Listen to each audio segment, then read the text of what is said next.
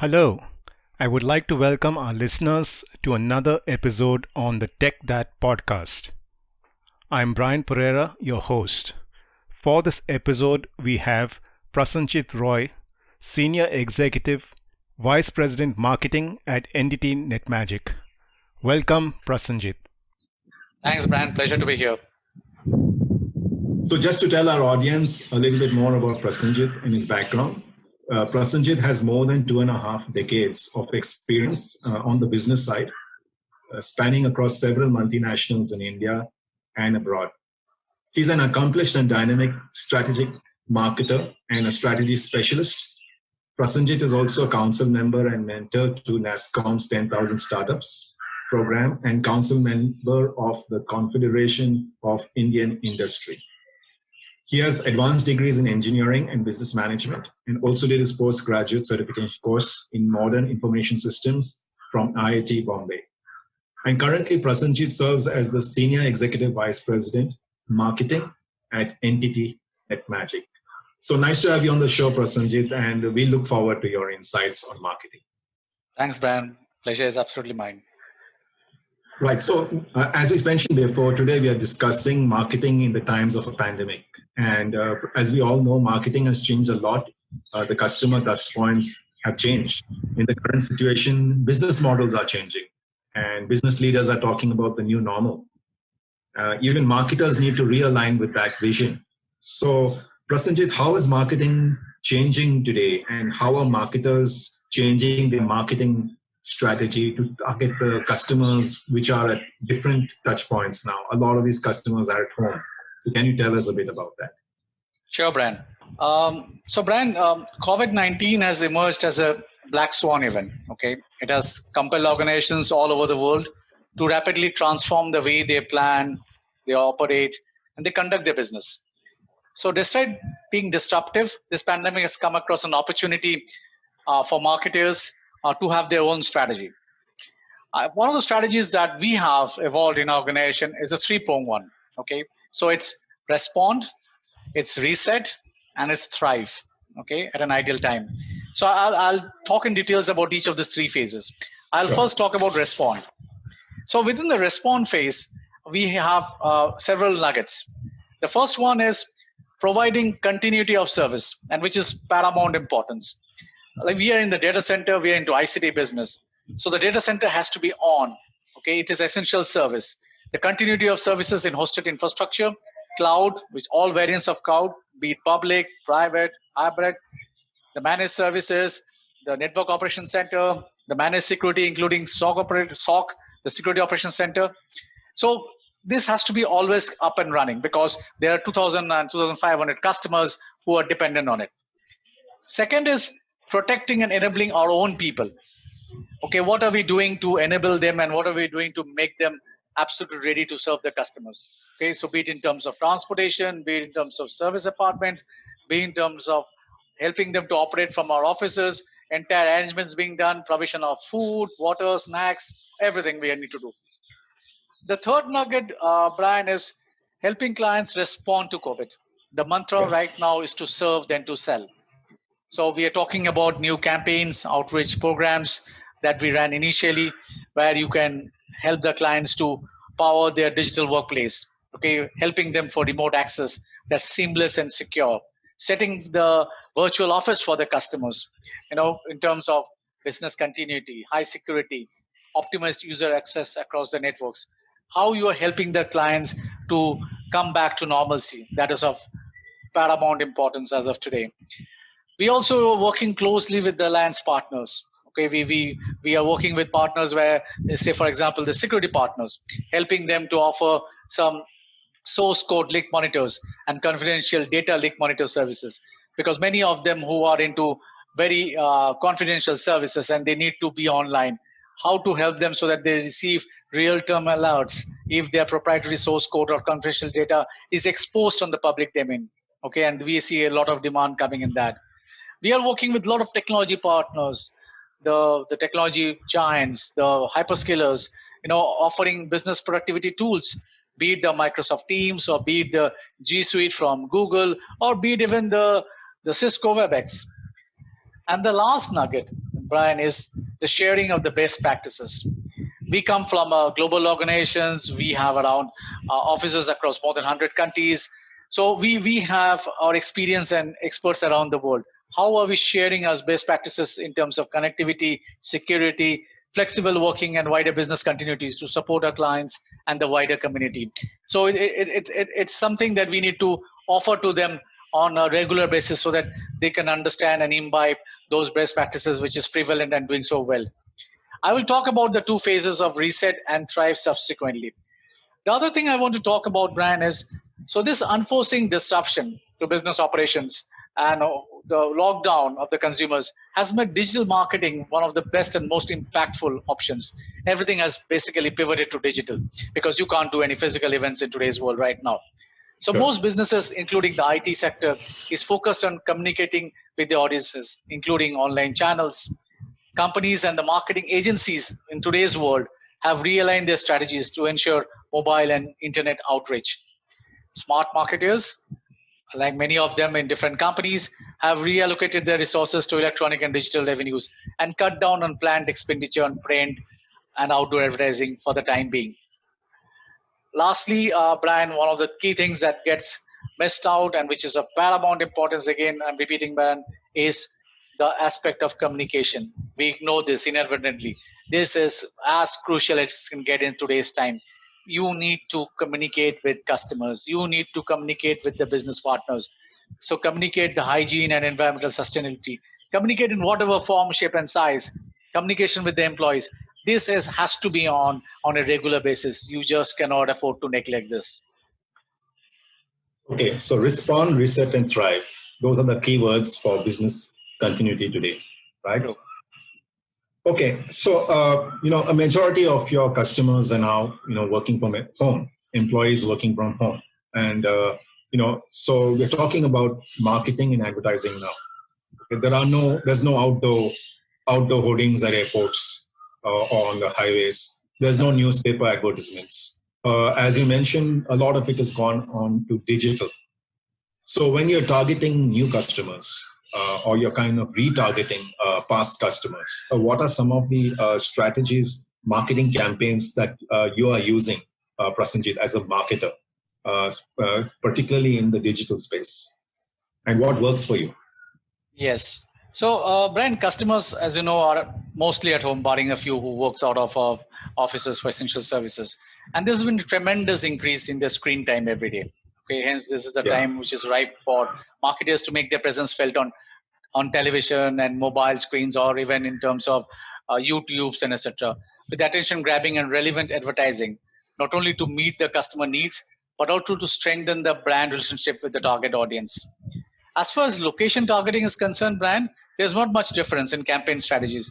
Majority of the customers live in the same city or region where they work. Hence, if marketers are used to targeting Delhi or Mumbai for campaigns, for instance, they're likely to continue selecting the same location. In certain cases, in micro level location adjustments can be done. We should give preference to the residential areas where the TG lives over commercial districts and areas of high density of the office buildings. But the city and the areas more or less remains the same. However, the major difference, Brian, will have to come in the form of the content, and that is the key out here. With everyone at home, one single advertisement is likely to be seen by the entire family members across different age groups. So marketers have to keep that aspect very, very clear in their mind. It will be crucial to create an emotional connect and present content that grabs attention across demographics. Right. Be it television, be it your OTT, be it your Netflix, be it your YouTube. Today's world, everyone is watching. Okay, maybe they have demarcated the time zone. Okay, so you need to ensure that your ads, your content, your narrative has an appeal for everyone. So the consideration of potential customers in one location and the extra time at their disposal, because right now there have been some data where people spend more than 4 to 5 hours per day on social media or on different devices. So that will increase the chances of advertisement being noticed. So key thing again is it should be spot on, superior in content to improve the campaign's ROI.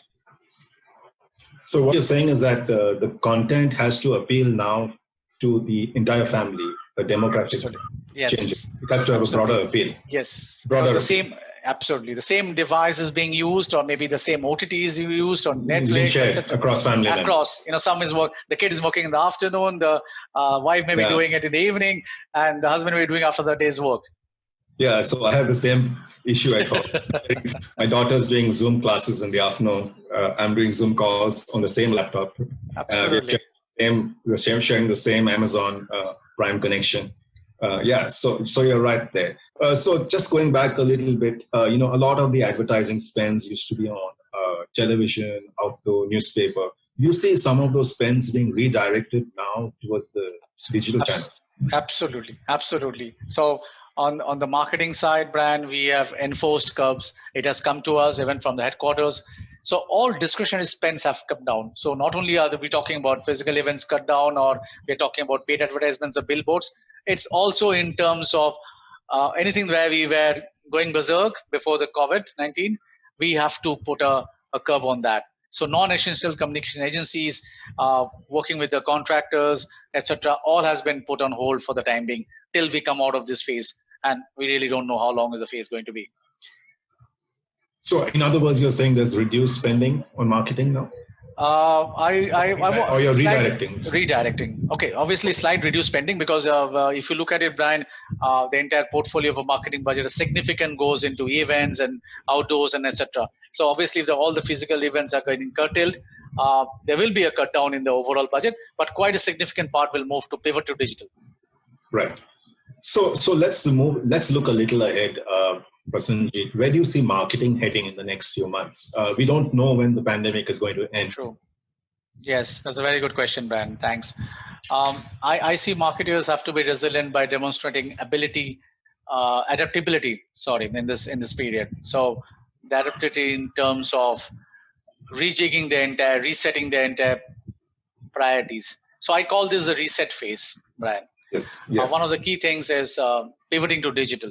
Okay, so we basically have to move to digital. The entire focus has to be in digital, because that's where the medium is. Everyone is playing there. So you see the emergence of the webinars, you see the emergence of virtual roundtables, the virtual conferences, closed door meetings, all taking place. We also do a lot of peer group sessions. Okay, so where we create a peer group of people, a close-minded network of people. So basically, maybe the CIOs pertaining to some few community verticals, or maybe the CISOs pertaining to a few domain, etc., because they have a common liking. And we have a peer group sessions discussion with them. That becomes very focused, and we can go into the depth and find out which are the real pain points that is lurking beneath the surface, and they're grappling with it. We do a lot of digital events. Okay, so basically the entire manifestation of a conference has moved to the virtual world. So it's interactive workshops, it has multiple tracks, it has case studies. Then we are doing a lot of campaign-driven approach that will go viral.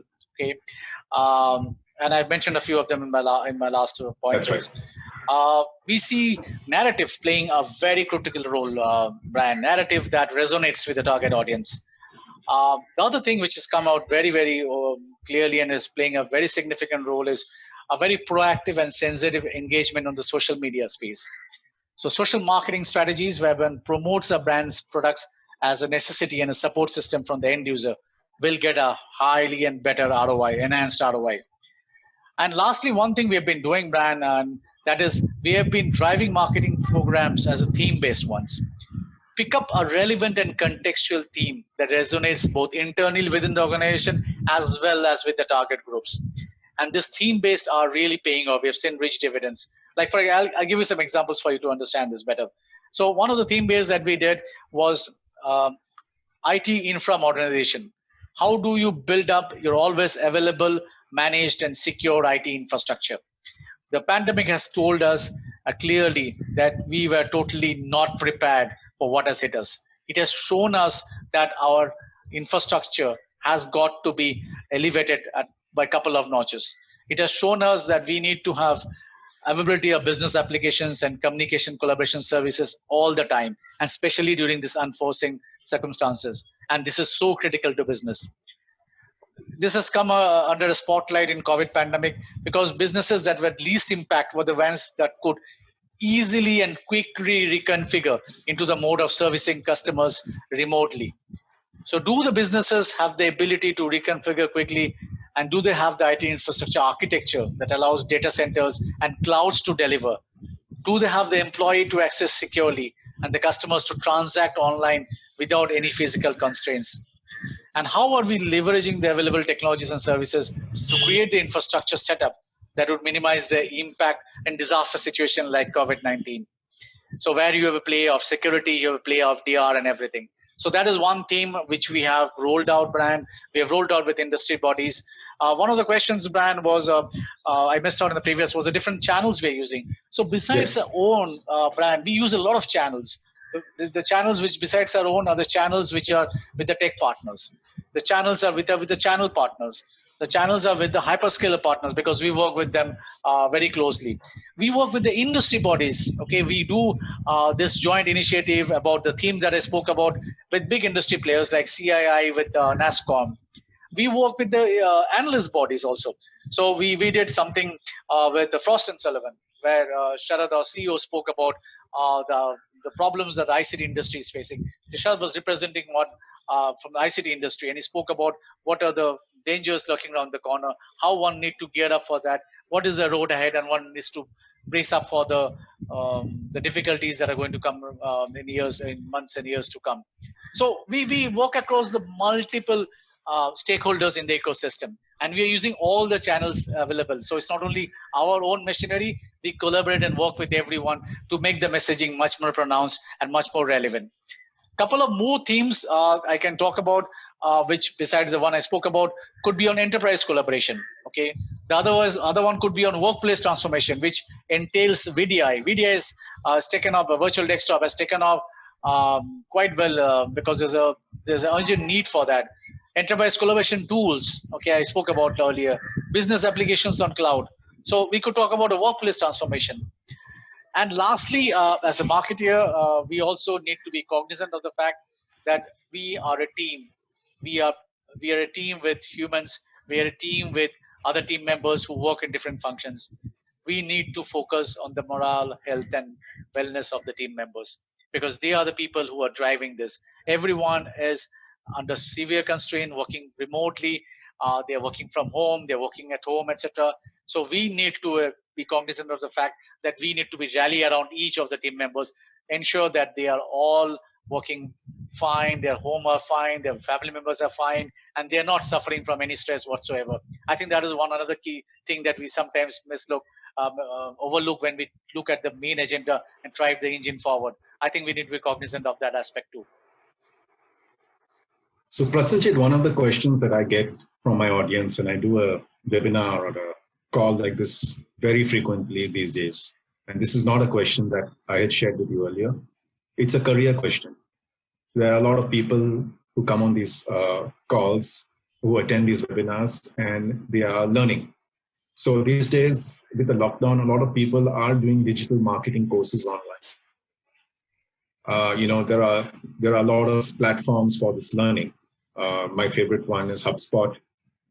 There's Udemy and Coursera and so on, LinkedIn Learning. Yeah. What are the things that, the question that I keep getting is, what aspects of digital marketing do I need to learn in today's context, to improve my skills, to prepare for marketing tomorrow? Should it be YouTube video? What aspects of marketing, digital marketing, should I be learning? Good question. I think, Brian, it all depends on which point of the curve the individual is. If he's starting right at the base, then I think he needs to pick up all the nuances of digital marketing. Okay, so be it your SEO, SEM, how the ads are done, the different channels, etc. He needs to have a complete mastery of the 9 yards of digital marketing. Okay, and then once he graduates and picks up experience, he can go deep down into it. If he's already a digital marketing, okay, for example, I'll just give you an example. So, Brian, I get a lot of requests coming from LinkedIn, etc. People who, after seeing my profile, ping me and say, I need to have a bit of coaching and mentoring. And this is as recent a few days back. So this is right on the top of my mind. So this gentleman is an engineering student, a final year student. He's a computer science graduate, but he has got a fancy towards digital marketing, and he has been doing digital marketing for the last 2-3 years. in his off time, etc. He's picked up a lot of this courses, certification, etc. He has even joined some of his friends and have been executing digital marketing projects. And SEO and SEM was his very key focus areas. So he asked me is whether I'm on the right track and all whether I need to do this, etc.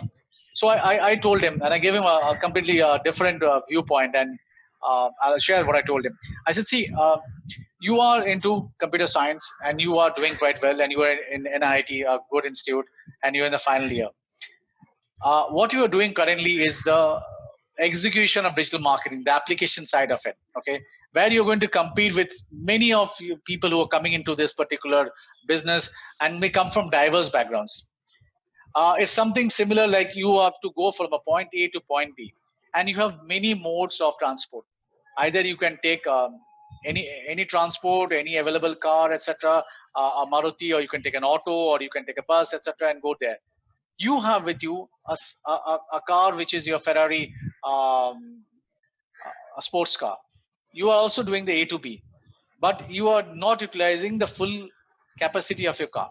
So what I told him, the space that you come from, which is a computer science, etc., and if you have a fancy towards digital marketing, be in digital marketing, but don't be in what execution of projects and doing SEO SEM. Your objective is to be on the technical side. Your objective should be a part of the Google team in trying to create what is going to be the tomorrow of digital marketing, how the SEO and SEM are being done and being worked across. You have to work on the technical side to work on it. So you be in digital marketing, but you work in a different phase. Okay, you carve out of tomorrow's how the keywords are going to be defined, what algorithms needs to put in. The tomorrow's algorithms you need to be designing based on your knowledge and based you are a computer engineer. So in a nutshell, what I'm trying to say, Brian, is it depends on the individual where he is. It depends on his interest level. It depends on what route he has traversed, and then he will have to pick up. So it cannot be one answer that fits everything. Right. Okay, so let's move ahead. Let's be optimistic now, and let's hope for the best. That once the lockdown is eased, once the pandemic is over, marketing will have to again. Have to restore marketing to pre-COVID conditions. So how can marketers pivot to that and be resilient? What is it that they need to do? Or in future, if the pandemic repeats, what is the way that we can quickly react as marketers? What are the things we need to do? Yes, Brian, you're absolutely right. So marketing, I think, needs to play a very larger role, more than a normal marketing role that they have been doing the pre-COVID times. Marketing needs to do more of an orchestrating role, need to delve more into strategy, need to work closely with the product teams, Brian, needs to come out with some high value services that resonates in the new normal, that is based on the needs of the market, based on what the CIOs, CISOs, and the customers or prospect suspects have come and spoken to the company. Okay, so rejig the product portfolio also. Work with the industry bodies, because then you can serve a wider footprint and larger community. I think it's time for the business to show support to the customers, business partners, employees, and the families of the stakeholders involved, because everyone is not in the same journey or the same point. Some may be ahead, some may be behind you. So what help are you doing to ensure that he comes at speed with you? I think increase the quantum of communication, and the priority should be on eradicating negativity or any fear sentiments that might have entered the business ecosystem. And you have plenty of that, Brian. You have this WhatsApp and all those messages. More than 50% are full with negativity, with fear, with psychosis. So we need to eradicate everything out of the system. We need to up the ante as far as the narrative is concerned. And this communication has to be supported by positive examples to make the peers learn lessons from such examples. How do we have one bright example and that be the shining light where everyone can revolve around it and draw a lot of feedback and inspiration from that? So while addressing the overall community, I would suggest a three-pronged approach, Brian, to effectively deal with this new normal scenario. One, I think, would be focus on supporting your clients, which is very, very important. Help clients, because Brian, the thing is, even after the post-COVID, many of those mid and small and micro will be grappling. They will have tremendous problems across multiple dimensions. Okay, things are not going to be normal for the entire ecosystem of customers. It will take a lot of time. So I suggest we need to focus on supporting our clients, help the client facing teams, undertake engagements with the clients on a weekly basis, build and strengthen journeys for critical BCP propositions. A lot of them will need business continuity propositions from us. Focus on continuous delivery of critical services. And the key thing, Brian, is listen to the needs of the market. We sometimes overlook that. We are busy in pushing our own agenda, busy in pushing our services and products to the market. Listen to them and building new stories based on how you are helping the communities. Because as I said, those stories have a wide appeal. They just revolve around the ecosystem and will create someone who's in despondent state to come out of his shadows and despair. So build those stories around. Second one is switch to digital, entirely to digital. Empower your client and employee facing teams to interact with each other using digital channels for a long period of time. Because gone are the doors where you can have physical meetings, do a handshake, embrace each other. I think it's pretty long in the future. So resort to digital. Resort to phone and video calls as much as possible. Do away most with the emails. Okay, at times we need to do the emails, but have video calls as much as possible. Emphasize on the intent data. Okay, what you need to do, what you are planning, how you need to go about it. That should be very visible. Nurture the corporate channels. And lastly, ensure consistent and proactive but smart social engagements. Social engagements have to be on a daily basis. Also, one more thing, Brian, I need to spell out, and that is coming out. It came out in our teams, is the agility in the roles. There will be a relentless prioritization of tasks and force. In organizations also, there will be a lot of teams which may not have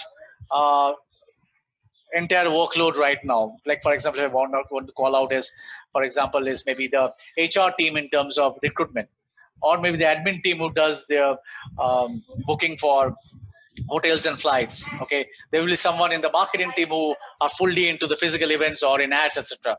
So agility in the roles is more teams should be deployed to high demand areas. Those people have to be reskilled so that they can move into high demand areas. So they should be focused on taking time for training and learning new skills. So to your earlier point, Brian, we are doing it very effectively. Our CEO is driving this mandate across to the organizations that in today's world, when you are saving around 2 hours to 3 hours in commute time, put that in good use. We have Udemy for all our employees. We have a portal which is at the company level, which is called Decree. He wants every one of us to pick up courses and move up the value chain in terms of picking up new skills. I think that is a critical thing as far as employees are concerned, to upgrade themselves. Prasenjit, I would like to thank you for sharing your observations and analysis. I also thank our listeners for tuning in. Until our next episode, this is your host, Brian Pereira, signing out. Goodbye.